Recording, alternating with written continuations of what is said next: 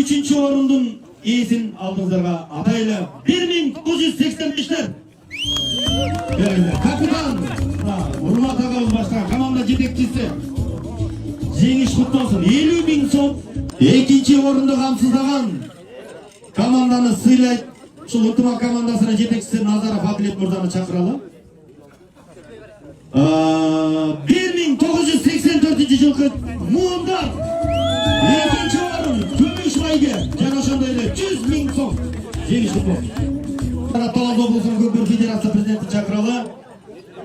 Улуу арасында өткөн Талас облусундагы муундар аралык биринчилик оюнунда баш байгени жеңип алган 1990-жылкы муун толугуна келип